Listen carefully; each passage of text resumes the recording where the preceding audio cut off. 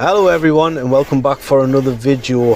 So this is going to be the fourth video in the series of me building my workshop.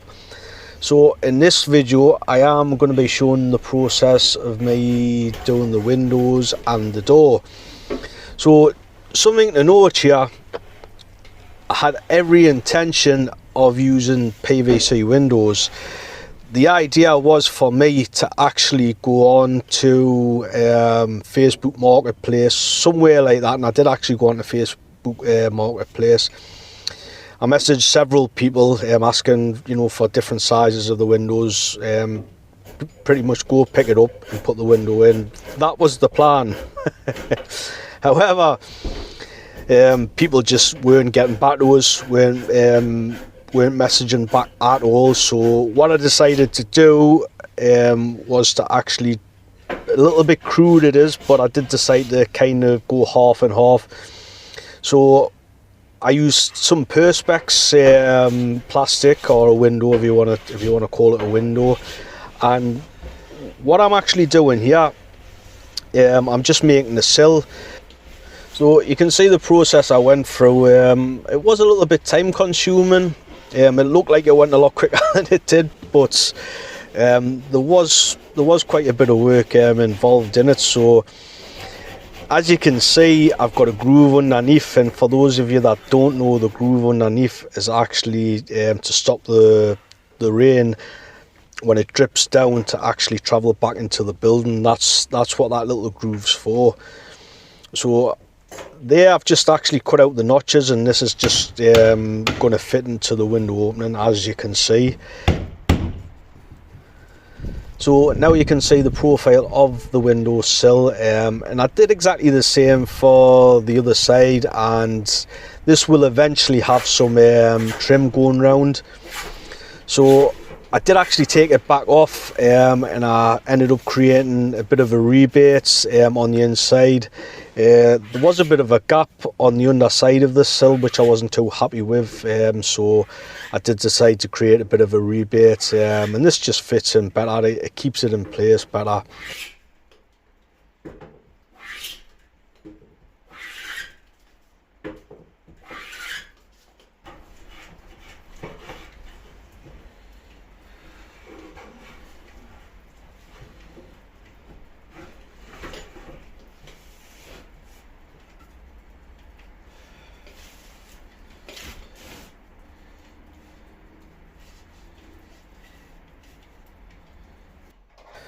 I ripped some battens down and just put these into place, and this is just basically to stop the window from falling out, and something to put the adhesive on.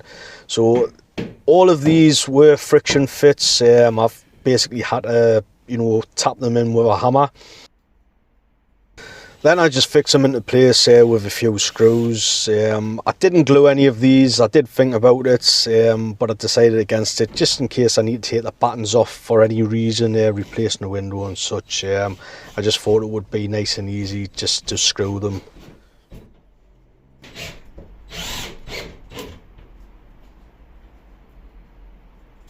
Then I added some adhesive. Actually this is adhesive and sealant, and this is just to grab the window, keep it in place.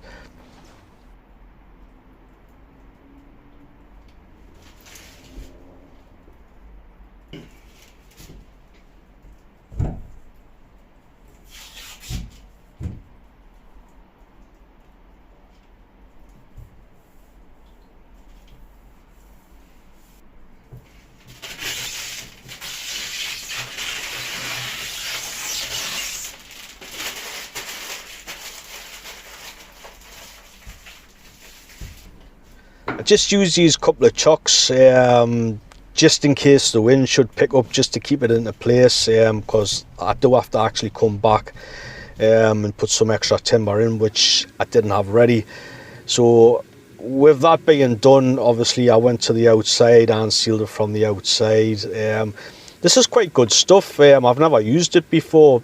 It cured really quickly, and obviously you can use it in damp conditions. Next up was the door. So I decided to use the door from the old shed.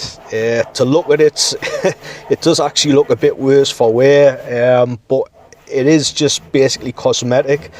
So the timber itself, or the door itself, is actually in pretty good nick. It just doesn't look that good. So obviously with a lick of paint and such, it's going to bring it out, and it's going to be it's going to last a lot of years. So one of the things I did have to do here, if you can see it, I did have to actually add a couple of chocks on all three of the buttons that are going across. This is just because on the old shed I actually had the hinges on the outside, where this is going to be on the inside, or all the hinges are going to be on the inside.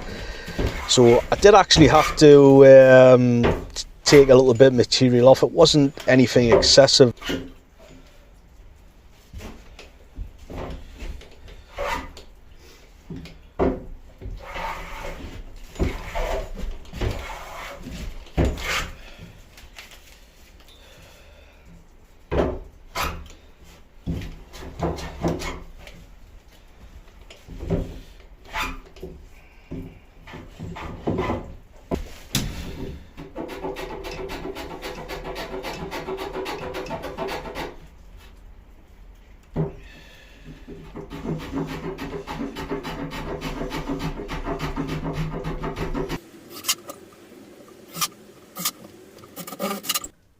So as you can see, as I mentioned before, the door does look a bit worse for wear, but a lick of paint and it's going to be brand new, you know. And as I said, it's going to last a long time. So I did have to go backwards and forwards several times just to get the fit. As it happens, it is actually still a little bit tight, but I kind of left it on at that point in time because I did have to take the door back off to fit the weller board which I made. Next up, I added a night latch. This is an old-fashioned night latch. You don't really see these kicking about too much, or at least I don't. It's been maybe 15 to 20 years since I've actually fitted one of these, believe it or not. They are pretty simple to fit. It was actually a bit of a pleasure to actually do it. As I said, it's been such a long time. So as you can see, I actually had to add a little chock block on the back of the door, basically just because the door is not thick enough.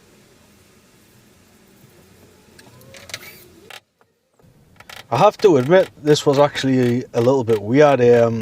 Obviously, any type of housing that I do, it's almost certainly always on a bench. So doing it in a vertical position, as I said, it's been such a long time since I've done anything like this. But I got by. I didn't do too bad of a job at it. It doesn't have to be anything special. It is just a work shed.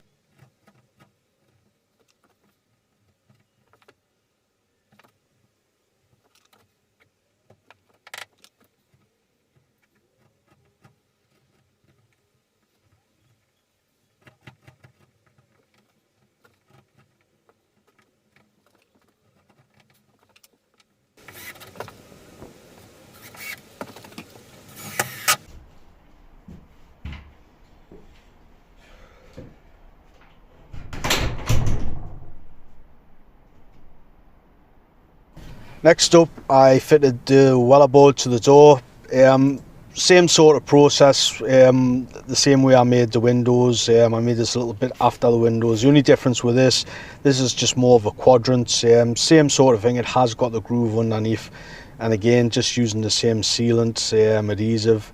So, yeah, you can actually see how badly the door is cupped. I didn't realise it was as badly cupped, but I'm hoping once the door dries out, because it did get saturated, I left it outside and it absolutely got soaking with the rain. I'm hoping it's going to, some of the cupping's going to come out of it. I did actually get some of the cupping out of it just by adding that. So basically added some screws and then put the door back on. I did actually add a middle hinge while the door was off like this.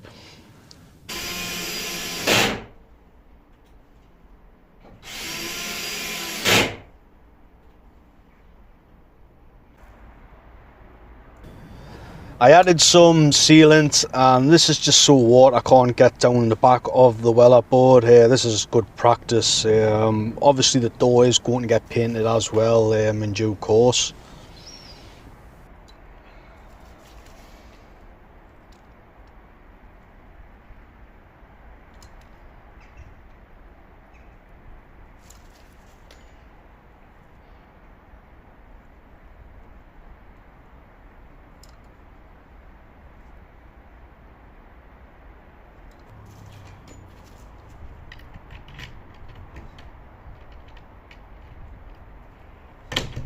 So once I was happy with the fit and how the door was opening and closing, I added some butt trim, just basically for the door to butt against.